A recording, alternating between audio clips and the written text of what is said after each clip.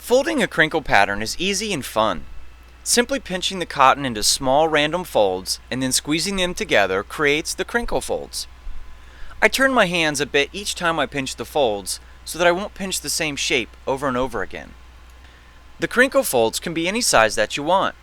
I like to create what I think of as medium-sized folds. These are about 1/2 of an inch tall. And when I create the folds that are a little bit smaller than this, I find it difficult to get the definition out of the colors that I really like. And when I make the folds pretty large, I find that the end pattern may look more like spots. So I try to keep the folds between 1/2 and 3/4 of an inch tall. Once I've got all the folds in place, I use both hands to compress them. This will help prepare the folds to be tied.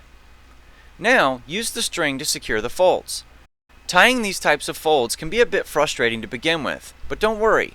The more you get tied up, the easier it becomes. Once I get the string started, I wrap the string around the cotton and slightly pull on it to further compress the cotton down. I continue to wrap the string around the cotton, placing the string about 2 inches apart on each wrap around.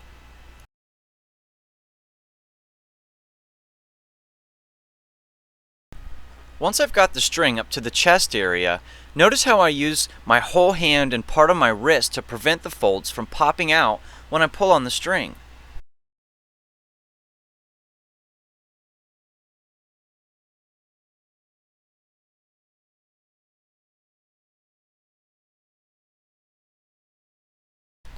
I make sure to wind my way back to where I started because these folds are usually a little bit loose from the initial tie.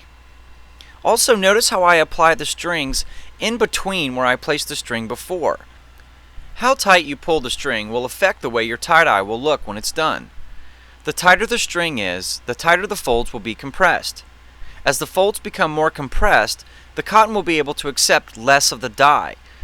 This will leave more white in the tie-dye when you're finished.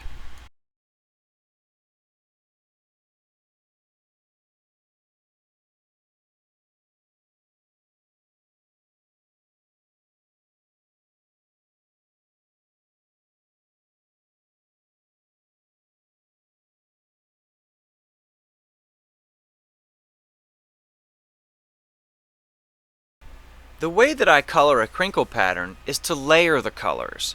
And I do this because layering the colors allows me to essentially put more than one color in the same place. The trick to layering is to put enough of the first color so that it'll penetrate halfway into the cotton. Then apply less of the second color on top of that first color. And then if you're going to have a third layer, even less of that third color on top of the second color. Another trick to layering colors is to start with the lightest color and to work your way up to the darkest color. Now in this pattern, the first color I'll apply to side 1 will be yellow. I'm going to cover the entire side with it and make sure that I put plenty of yellow on. After the yellow's done, I'll apply a lighter coat of orange. And then to finish side 1, I'll apply an even lighter coat of red on top of the orange. On side 2, I'm only going to use 2 colors for the layering. The first color will be light purple, and again I'll apply it to the entire surface area of this side.